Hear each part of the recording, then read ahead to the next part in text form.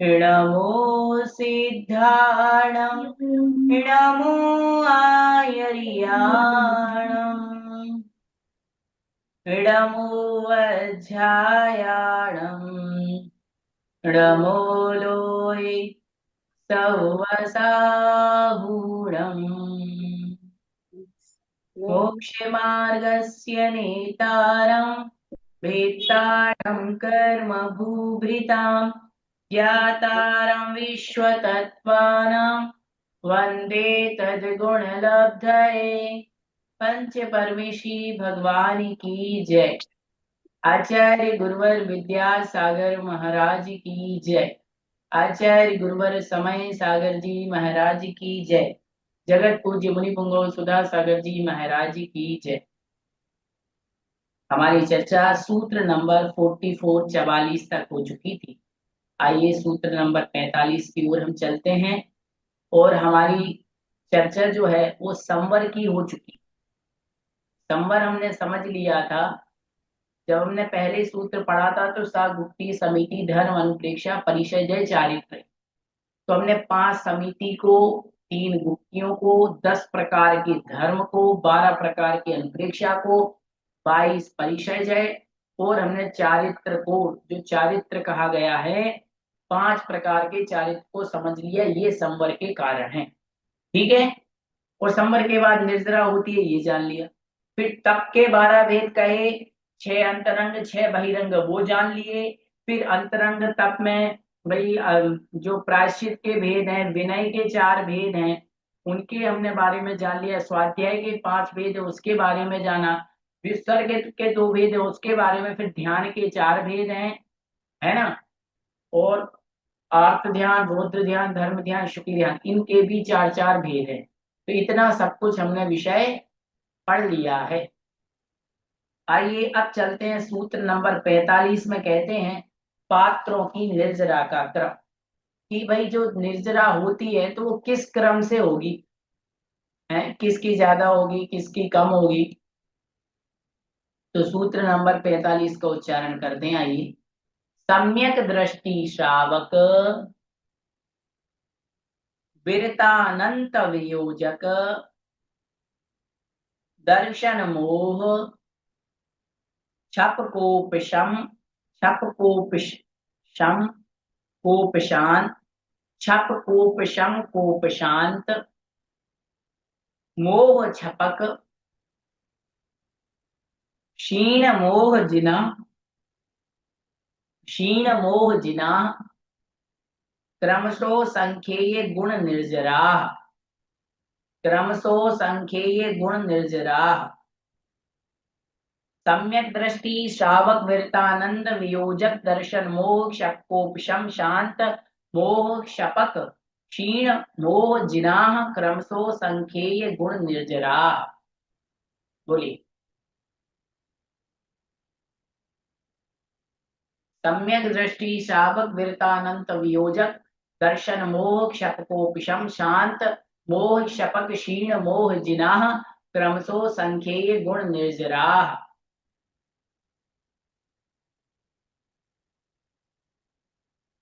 बोलिए जी।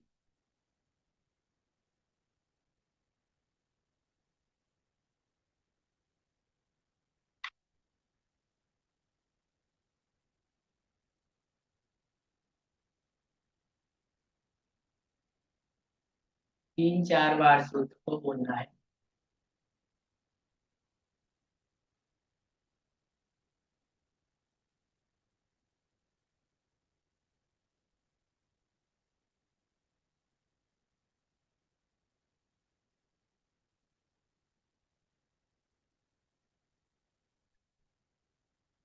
बिल्कुल सरल सूत्र है। आइए चलते हैं इसकी अर्थ की ओर। कहते हैं सम्यक दृष्टि श्रावक वीरता अनंत वियोजक दर्शन मोह क्षपोक्षम कोपशांत मोह क्षपक क्षीण जिनाह क्रमशो संख्ये गुण निर्जरा। क्रम से संख्यात गुणी निर्जरा होती है किसके? सम्यक दृष्टि, फिर श्रावक, फिर विरत, फिर अनंतानुबंधी विसंयोजक, फिर दर्शन मोहिनी छपक, उपशमक, उपशांत मोह, छपक, क्षीण मोह और जिन। अब ये क्या होते हैं तो आइए थोड़ा सा टीका में पढ़ते हैं। सम्यक दृष्टि आदि ये 10 क्रम से असंख्य गुण निर्जरा वाले होते हैं। यथा जैसे पूर्वोक्त काल लब्धि की सहायता से जो परिणामों की विशुद्धि की वृद्धि को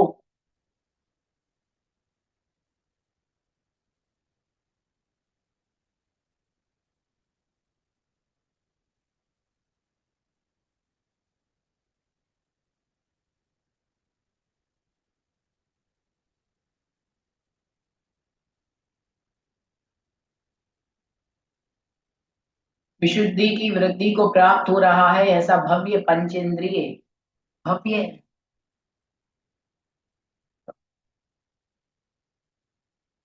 ऐसा भव्य पंचेंद्रिय पर्याप्तक संगी पर्याप्तक क्रम से अपूर्व करण आदि सोपान पंक्तिबद्ध चढ़ता हुआ बहुतर कर्मों की निर्जरा करता है।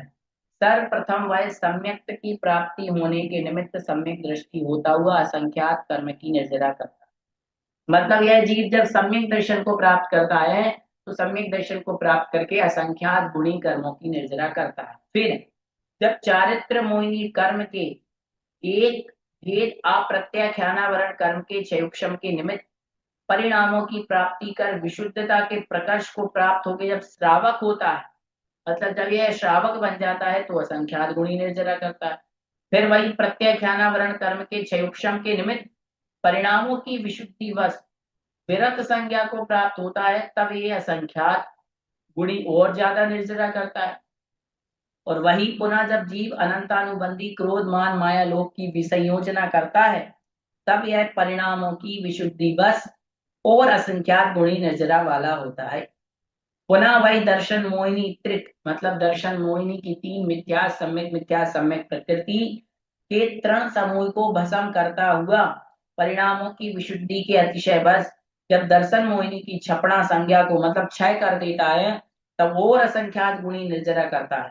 और इस प्रकार यह छायक सम्यक दृष्टि होकर श्रेणी आरोहण करने के सम्मुख होता है और चारित्र मोहिनी का उपशम करने के लिए प्रयत्न करता है और विशुद्धि के प्रकर्षवत उपशमक संज्ञा का अनुभव करता हुआ पहले ही की गई निर्जरा से असंख्यात गुण निर्जरा वाला होता है। पुनः वही समस्त चारित्र मोहिनी का उपशम निमित्त मिलने पर उपशांत कषाय संज्ञा को प्राप्त होता है और पहले कही गई निर्जरा के असंख्य गुण निर्जरा वाला होता है। पुनः जब वही चारित्र मोहिनी की छपड़ा के लिए सम्मुख होता है तो परिणामों की विशुद्धि से वृद्धि को प्राप्त होकर के छपक संज्ञा का अनुभव करता हुआ की गई निर्जरा से असंख्यात गुणी निर्जरा करता है। पुनः वही जब चारित्र मोहिनी की छपड़ा के कारण निर्जरा प्राप्त हुए परिणामों के अभिमुख होता है तो क्षीण कसाय संज्ञा को प्राप्त होता हुआ पहले कही गई निर्जरा से असंख्यात गुणी निर्जरा करता है। पुनः जब वह द्वितीय शुक्ल ध्यान मतलब 12वें गुण स्थान में शुक्ल ध्यान की अग्नि द्वारा घाती कर्मों का क्षय करके 13वें गुण स्थान को प्राप्त होता है, तब और असंख्यात गुणी निर्जरा करता है। तात्पर्य यहाँ पर यह बताया जा रहा है जैसे जैसे जीव गुण स्थान आगे बढ़ाता जा रहा है उसकी कर्मों की निर्जरा का क्रम भी बढ़ता जा रहा है। चौथे गुण स्थान से ज्यादा निर्जरा पांचवे में, पांच से ज्यादा छठे में, छह से ज्यादा सातवें में, सात से ज्यादा आठवें में, ये बता रहा है। तो देखो एक बार सामान्य से समझाता हूँ।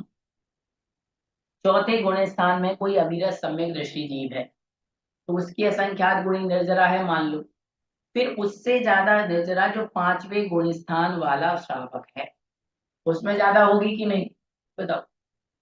उसमें और असंख्यात गुनी होगी क्योंकि भाई वो व्रती है, उसने व्रतों को धारण कर लिया है, तो व्रतों को धारण करने से निर्जरा का क्रम तो बढ़ जाएगा, है ना। आगे कहते हैं छठे गुण स्थान और सातवें गुण स्थान वर्ती जो मुनिराज है उनके और ज्यादा निर्जरा होगी। पांचवें गुण स्थान से ज्यादा निर्जरा छठे गुण स्थान वर्ती मुनिराज और सातवें गुण स्थान वर्ती मुनिराजों के होती है। क्यों होती है? क्योंकि पांचवें गुण स्थान में तो उसके एक देश व्रत थे, लेकिन छठे गुण स्थान में महाव्रत आ गए। फिर अनंतानुबंधी की भी संयोजना करने वाला, कोई अनंतानुबंधी की भी संयोजना करने वाला है, मतलब अनंतानुबंधी कसाय को अलग करने वाला है, उसकी निर्जरा और बढ़ जाती है। फिर दर्शन मोहिनी का क्षय करने वाला, कोई आठवें गुण स्थान में, सातवें आठवें नौवें गुण स्थान में जाकर के दर्शन मोहिनी का क्षय करता है, मतलब मिथ्या सम्यक प्रकृति का क्षय करता है, उसकी निर्जरा और असंख्यात गुणी।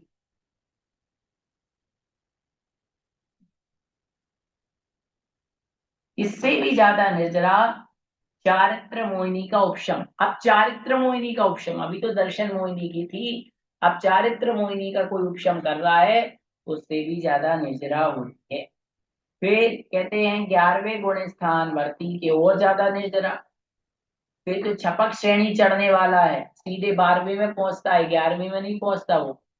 छपक श्रेणी वाला सीधे 12वें में 10वें से, और उपशम श्रेणी वाला 11वें।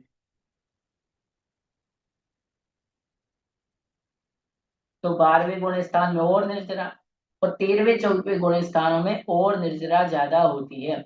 जैसे जैसे गुण स्थान बढ़ता है निर्जरा का क्रम भी आगे बढ़ता जाता है। सरल है बिल्कुल, इस पे कोई कठिन है ही नहीं। तो आपको क्रम लिख लेना है कि भाई इससे ज्यादा इसकी, इससे ज्यादा इसकी, यही इसमें बताया गया है। ठीक है, बाकी इसका यही विशेष दिया है और कुछ भी इसमें ज्यादा नहीं है।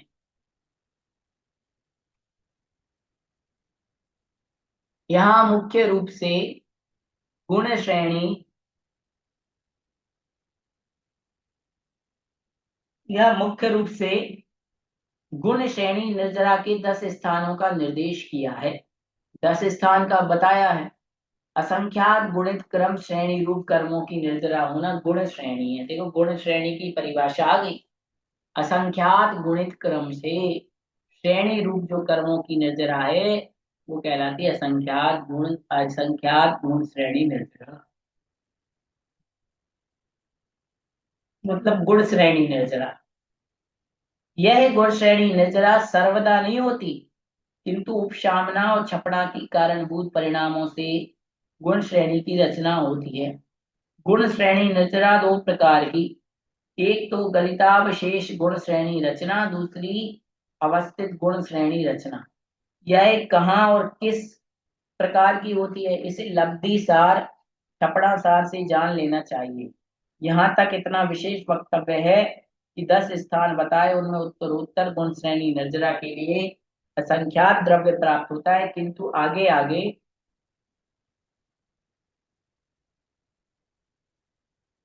आगे आगे गुण श्रेणी का काल संख्यात गुणाहीन हीन है। अर्थात सम्यक दृष्टि को गुण श्रेणी निर्जरा में जो अंतर मुहूर्त काल लगता है उससे श्रावक को संख्यात गुणाहीन काल लगता है, और सम्यक दृष्टि गुण श्रेणी द्वारा जितने कर्मों की निर्जरा करता है उससे श्रावक संख्यात गुणी कर्म परमाणुओं की निर्जरा करता है। इस प्रकार जानना, मतलब जैसे जैसे जीव आगे बढ़ता जाता है कर्मों की निर्जरा का क्रम भी आगे बढ़।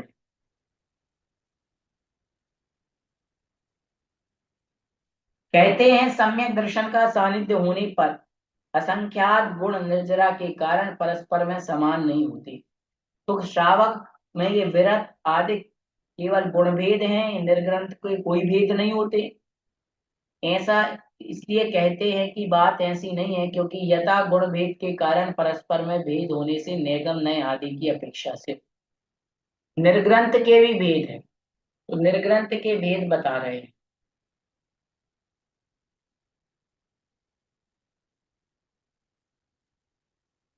कुलाक वकुश कुशील निर्ग्रंथ स्नातक निर्ग्रंथ, बोलिए।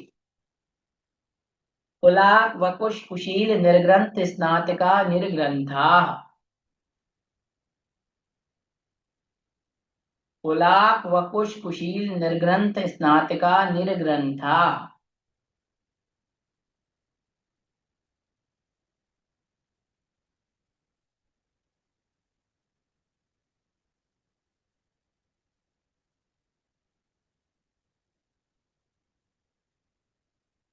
कुलाक वकुश कुशील निर्ग्रंथ स्नातिका निर्ग्रंथा। बोलिए।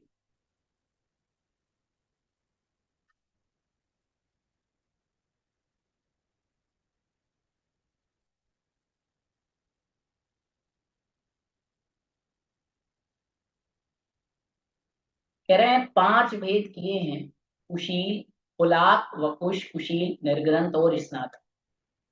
ये पांच भेद यहाँ पर इन्होंने किए हैं। आइए इनकी चर्चा आगे करते हैं।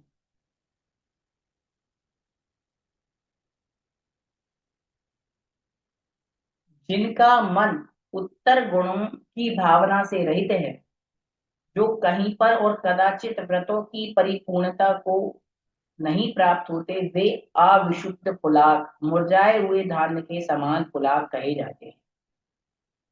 जो निर्ग्रंथ हैं, व्रतों का अखंड रूप से पालन करते हैं, शरीर और उपकारणों को बढ़ाने की शोभा में लगे हैं, परिवार आदि से घिरे हुए हैं, वे विविध प्रकार के मोह से युक्त वकुश होते हैं।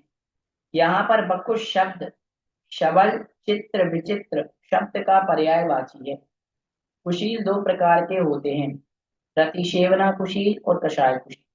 जो परिग्रह से घिरे रहते हैं, मूल और उत्तर गुणों से परिपूर्ण हैं, लेकिन कभी कभी उत्तर गुणों की विराधना करते हैं, वे प्रतिसेवना कुशील है। जिन्होंने अन्य कषायों के उदय को जीत लिया और जो केवल संज्वलन कषाय के अधीन है, वे कषाय कुशील है। इस प्रकार जल में लकड़ी से की गई रेखा अप्रगट रहती है। उसी प्रकार जिन कर्मों के उदय से अप्रगट हो, या जो अंतर मुहूर्त के बाद प्रकट होने वाली केवल ज्ञान और केवल दर्शन को प्राप्त करते हैं, वे निर्ग्रंथ कहलाते हैं। जिन्होंने चार घातीय कर्मों का नाश कर दिया, ऐसे दोनों प्रकार के केवली स्नातक कहलाते हैं। ये पांचों ही निर्ग्रंथ हैं। इसमें चारित्र रूप परिणामों की न्यूनाधिकता के कारण नैगम नय की और संग्रह नय की अपेक्षा से भेद किया गया है। पांचों को एक बार और समझ लेते हैं। सबसे पहले कहते हैं पुलाव, जिनके उत्तर गुणों की भावना, उत्तर गुण मतलब होते हैं जो 28 मूल गुणों को छोड़ करके अन्य जो गुण हैं वो कहलाते हैं उत्तर गुण। जैसे कि मुनिराज हैं, उत्तर गुणों की भावना मतलब उनकी प्रवचन देने की, दूसरों को उपदेश देने की, मंदिर इत्यादि बनवाने की, दूसरे व्यक्ति को शराब छुड़वाने की भावना नहीं रहती। किसी काल में और मूल गुण में थोड़ा बहुत दोष लगता है, तो वे अविशुद्ध पुलाव मतलब मुरझाए हुए धान्य के समान पुलाव साधु कहलाते हैं। ऐसे साधु जो मूल गुण में तो कभी कभार दोष लगता ही है,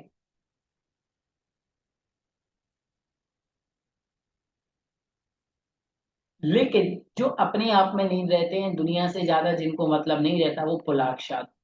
फिर वकुश, जो मूल गुणों का निर्दोष पालन करते हैं, परंतु अपने शरीर और उपकरण आदि में स्नेह रखते हैं।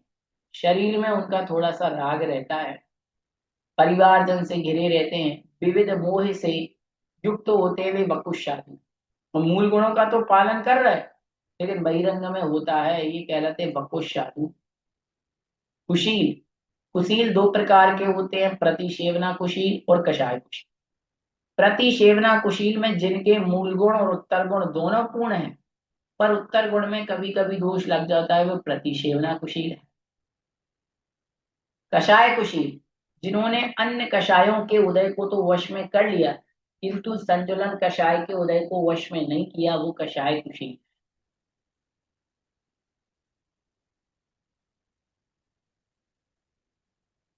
सब कषाय वश में हो गई, केवल संज्वलन को छोड़कर।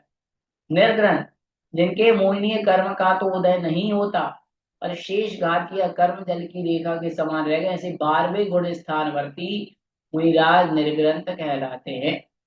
और स्नातक जो 4 घातीय कर्मों का नाश करके केवली भगवान है, वो स्नातक कहलाते हैं। ठीक है। चारित्र और परिणामों की अपेक्षा से ये भेद कहे गए हैं।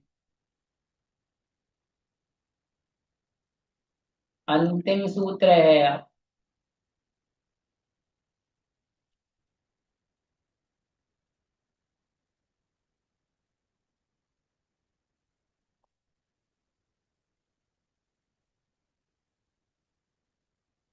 संयम श्रुत प्रतिसेवना,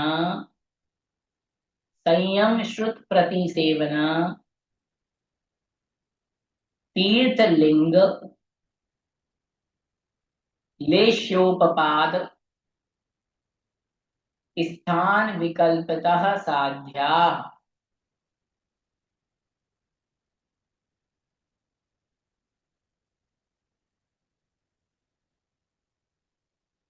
अच्छे से बोलिए। संयम श्रुत प्रति सेवना तीर्थ लिंग लेश्योपपाद स्थान विकल्पतः साध्य।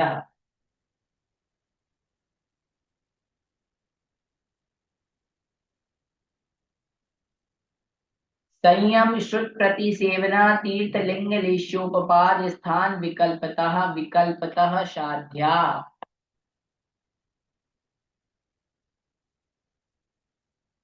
बोलिए।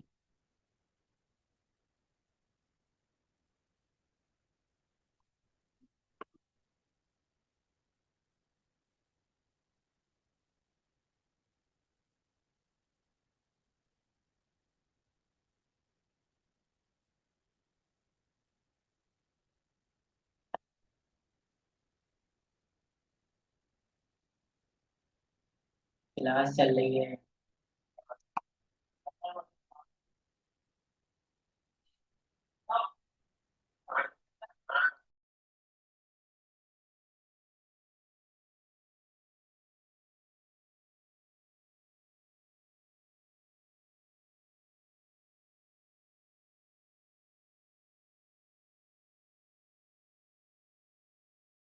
चलें, सूत्र बिल्कुल सरल है, कोई दिक्कत नहीं है। आगे इस सूत्र के बारे में पढ़ते हैं।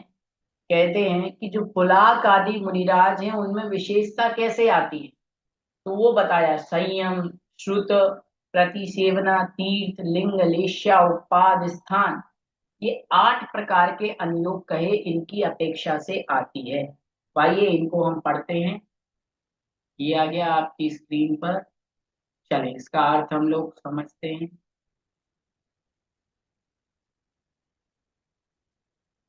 कहते हैं अब उन पुलाक आदि के संबंध में पुनरअपि ज्ञान प्राप्त कराने के लिए आगे का सूत्र कहते हैं। संयम श्रुत प्रतिसेवना तीर्थ लिंग लेश्या उपाद स्थान, देखो 8 हो गए।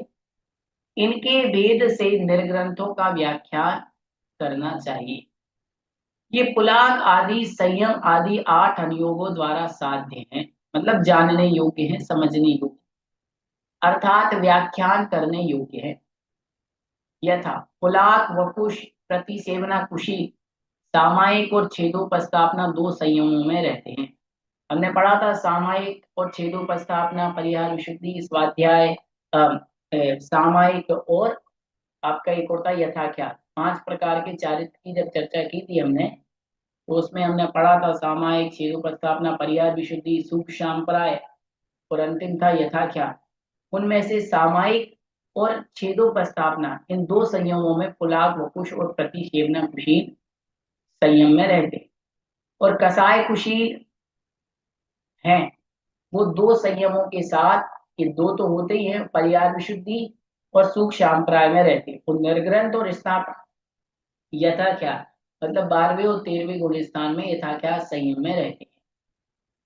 अब कहते हैं, ये तो चर्चा हो गई संयम की कि किस संयम में कौन रहते हैं, पहला। दूसरा है श्रुत। श्रुत में पुलाक वकुश और प्रतिचेवना कुशी उत्कृष्ट रूप से अभिन्न अक्षर 10 पूर्वधर होते हैं, मतलब 10 पूर्वधर मतलब 10 पूर्वों के धारी होते हैं, है ना। प्रतिसेवना उत्कृष्ट रूप से, और कषाय कुशील और निर्ग्रंथ 14 पूर्व के धारी, और जघन्य रूप से कुलाक का शुद्ध आचार वस्तु प्रमाण होता है। कुलाक कुशील और निर्ग्रंथ शुद्ध 8 प्रकार की प्रवचनिका मात्र होता है। स्नातक शुद्ध ज्ञान से रहित केवली, क्योंकि उनके तो केवल ज्ञान होता है।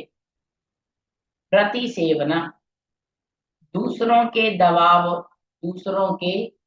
दबाव बस जबरदस्ती से 5 मूलगुण और रात्रि भोजन वर्जन व्रत में से किसी एक की प्रतिसेवना करने वाला कुलाक होता है। वह कुछ 2 प्रकार के होते हैं, उपकरण वकुश और शरीर वकुश। उनमें से अनेक प्रकार की विशेषताओं को लिए हुए उपकरण को चाहने वाला उपकरण वकुश होता है, तथा शरीर का संस्कार करने वाला शरीर हो।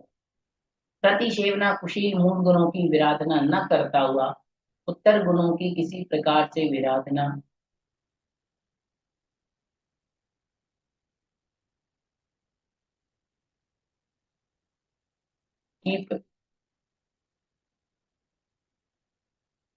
की प्रतिसेवना करने वाला होता है। कषाय कुशील निर्ग्रंथ और स्नातकों के प्रतिसेवना नहीं होती। तीर्थ, ये निर्ग्रंथ सब तीर्थंकरों में होता है, तीर्थ तीर्थंकर में ही होता है। लिंग, लिंग 2 प्रकार का, द्रव्य लिंग और भावलिंग। भावलिंग की अपेक्षा पांचों ही साधु निर्ग्रंथ लिंग वाले होते हैं। द्रव्य लिंग की अपेक्षा शरीर की ऊंचाई, रंग, पिच्छी आदि जानना कि कितनी बड़ी पिच्छी है, शरीर का रंग क्या है, शरीर की ऊंचाई क्या है। लेश्या, पुलाक के आगे की 3 लेश्याएं होती हैं। जो पुलाक साधु होते हैं वो 3 लेश्याएं, और वकुश और प्रतिसेवना है, इनके 6 लेश्या हो सकती हैं। और कषाय कुशील के अंत की 4 लेश्याएं। टूक सांप्राय के कुशील और निर्ग्रंथ स्नातक की शुक्ल लेश्या होती है, प्रयोगी के लेश्या नहीं होती। उत्पाद, पुलाक का उत्कृष्ट उपवास सहस्रार कर्प के उत्कृष्ट स्थिति वाले देवों में होता है। वकुश और प्रतिसेवना कुशील का उत्कृष्ट उत्पाद आरण और अच्युत में होता है। 22 सागरोपम की स्थिति वाले देवों में होता है। कषाय कुशील और निर्ग्रंथ का उत्कृष्ट प्रमाण सर्वार्थ सिद्धि के 33 सागर वाले देवों में होता है। इन सभी का जगन्य उत्पाद सौधर्म सागर में, 2 सागरोपम की स्थिति वाले देवों में, और स्नातक मोक्ष जाते हैं। ये बता रहे कौन देव कहाँ जाता है ना, क्या करने से कौन देव कहाँ जाते हैं, ये बताया जाता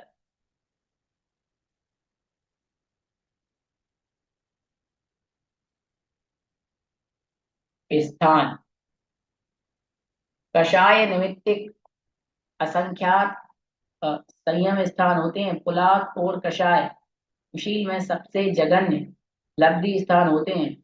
वे दोनों असंख्यात स्थानों तक एक साथ जाते हैं। इसके बाद पुलाक की विच्छित्ति हो जाती है। आगे कषाय कुशील असंख्यात स्थानों तक अकेला जाता है। इससे आगे कषाय कुशील प्रतिसेवना कुशील वकुश असंख्यात स्थानों तक एक साथ जाते हैं। यहाँ वकुश की विच्छित्ति हो जाती है। इससे भी असंख्यात स्थानों तक आगे जाकर प्रतिसेवना कुशील की विच्छित्ति हो जाती है। पुनः इससे भी असंख्यात स्थानों आगे जाकर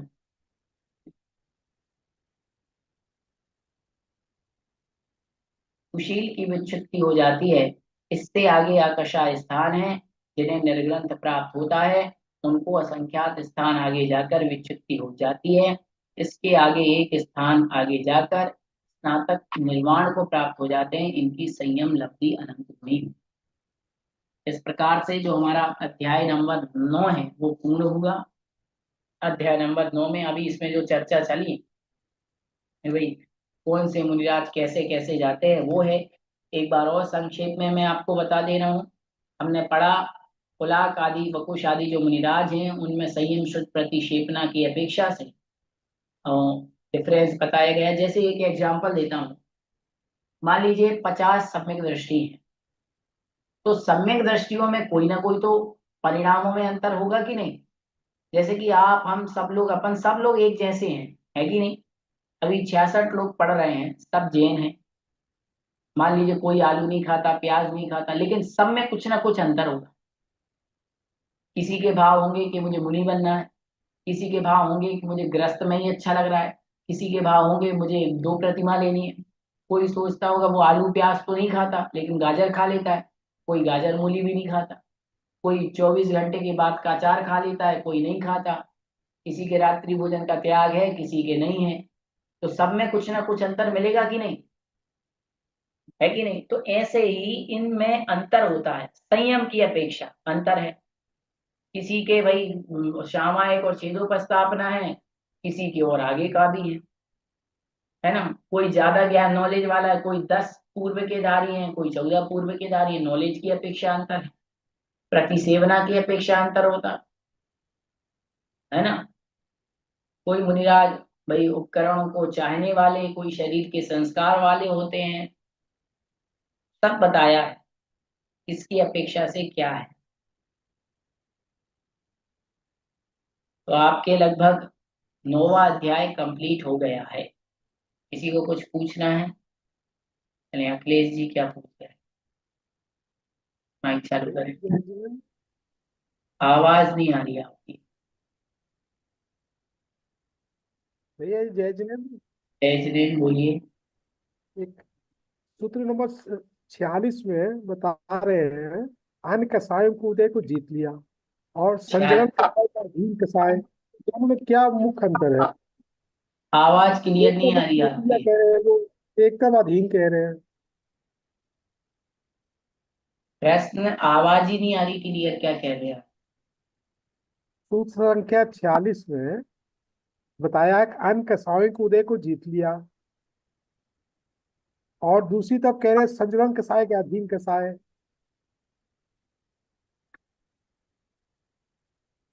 नहीं वो क्लियर।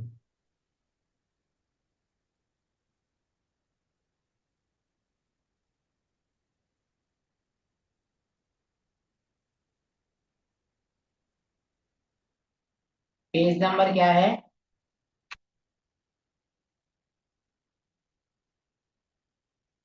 पेज नंबर क्या है?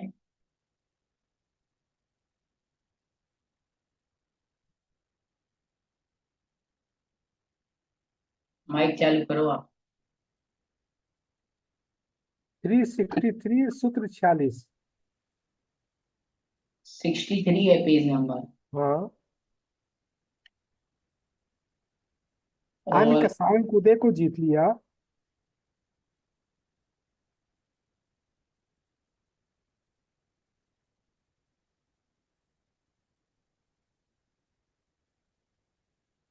कहाँ पूछ रहे हैं आपसे?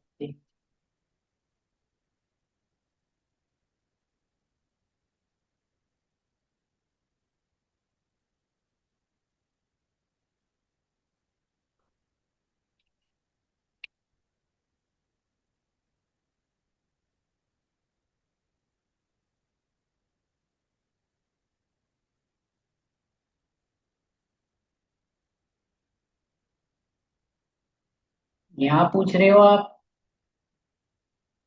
ये पेज? अंतिम अंतिम पेज में अन्य कसायों को उदय को जीत लिया,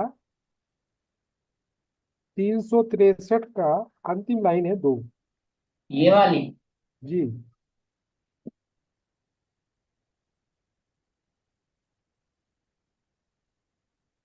अन्य कषायों के उदय को जीतने से मतलब है कि उसके उनके जो अप्रत्याख्यानावरण और प्रत्याख्यानावरण है, इन कषायों को तो उन्होंने जीत लिया है, इन कषाय के उदय को जीत लिया है।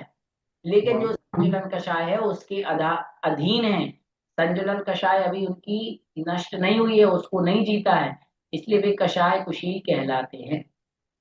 नहीं लेकिन शब्द आना चाहिए ना, और क्यों शब्द आ रहा है? ये वहां समझ पर नहीं आ रहा। ये इसी में आप कह रहे हैं ना, तो लेकिन है शब्द है ना, ये आना चाहिए, लेकिन संजनन कुसाई नहीं का अधीन है। नहीं नहीं, वो देखो क्या होता है लिखने में, हिंदी लिखते हैं ना जब, हिंदी अनुवाद जी करते जी। हैं तो उनसे हो जाता है, वो कोई दिक्कत नहीं है। अपन वहां पे और कर लें या लेकिन कर लें, लेकिन अर्थ तो उसका वही निकल लिया है कि जिन्होंने अन्न कषायों के उदय को तो जीत लिया है ना। जी लेकिन भी कह सकते हैं, तो उससे कोई दिक्कत नहीं, अपन लेकिन शब्द लगा दो, कोई दिक्कत नहीं है।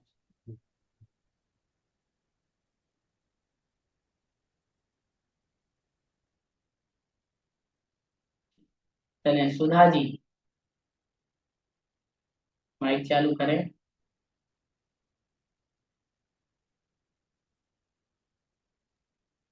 जयजिंद भैया जी।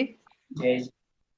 भैया जी, इसी पेज पर यह दिया ना, गुण से रचना को दो प्रकार की होती है। एक तो गलितावशेष गुण से रचना और दूसरी अव्यवस्थित गुण से रचना।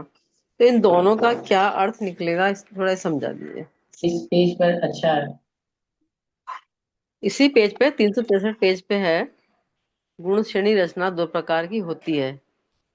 एक तो गलितावशेष गुण श्रेणी ये रचना। यहाँ ये कहा है कि जब आप छपड़ा सार और लब्धि सार ग्रंथ की चर्चा करते हैं, तो वहां पर निर्जरा में भी गुण श्रेणी निर्जरा के लिए दो प्रकार से बताया है।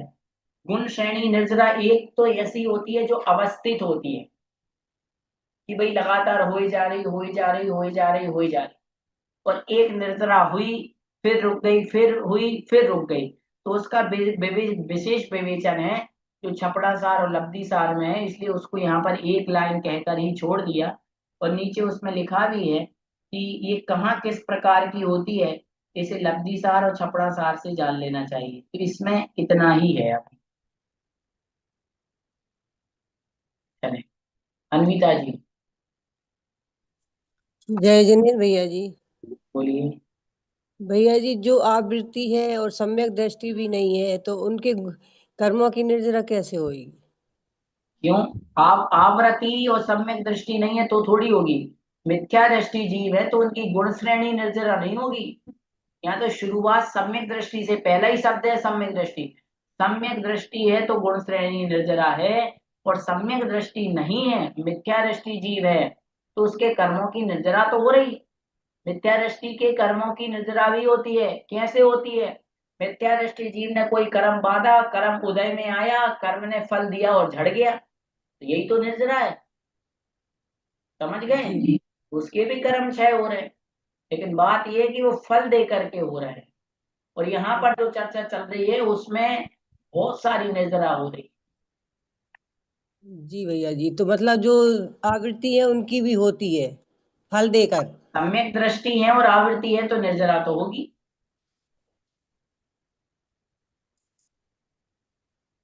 चले, आशा जी माइक चालू करें। आशा जी माइक चालू करें। सूत्र नंबर करा। जय जिनेन्द्र भैया जी। जय श्री। जय जिनेन्द्र भैया जी, मेरी आवाज आ रही? हाँ आ रही है, बोलो। सूत्र नंबर 46 को थोड़ा आप उसकी शॉर्ट में परिभाषा पोस्ट करिए ना, ठीक है। बहुत डिफिकल्ट। 43 नंबर सूत्र में मैंने आपको एग्जाम्पल दिया, इतनी सी चर्चा की है कि संयम की अपेक्षा अंतर क्या है। हमने पढ़ा संयम चारित्र 5 प्रकार का, पढ़ा नहीं पढ़ा? ये जब 5 मुनिराज हैं तो उनमें संयम की अपेक्षा डिफरेंस बता दिया। श्रुत मतलब ज्ञान की अपेक्षा। अब किसी के ज्ञान ज्यादा है, किसी के कम है। जैसे कि पुलाक है, वपुष है और प्रतिसेवना कुशील है, इनके 10 पूर्व हो सकता है ज्यादा से ज्यादा। और जो कषाय कुशील है और जो निर्ग्रंथ है वो 12वें गुण स्थान तक वाले, वो 14 पूर्व के धारी। और जो स्नातक है वो तो केवल ज्ञान के धारी हैं, उनका नॉलेज ज्यादा है। तो ये अंतर हो गया, है ना। फिर उसके बाद तीर्थ, तीर्थ केवल तीर्थंकरों का होता है। तीर्थ तो केवल तीर्थंकरों का ही होता है, वही धर्म तीर्थ का लोगों को बताते हैं। और लिंग, 2 लिंग होते हैं, द्रव्य लिंग और भावलिंग। तो भावलिंगी तो ये पांचों हैं, लेकिन द्रव्य की अपेक्षा किसी के शरीर की ऊंचाई, शरीर का रंग, कद काठी में अंतर होता है कि नहीं? तो बस यही सारी की सारी चीजें हैं, लेश्या की अपेक्षा, है ना। तो इस प्रकार से अपना आज 9वां अध्याय कंप्लीट हुआ, और हमारा समय भी लगभग पूरा हो चुका है। कल से अपन 10वां अध्याय पढ़ेंगे। बोधि समाधि परिणाम शुद्धि स्वात्मोपलब्धि शिव सौख्य सिद्धि चिंतामणिं चिंतित वस्तु दाने कामन्दमानस्य ममस्तु देवी 9 बार नमोकार मन।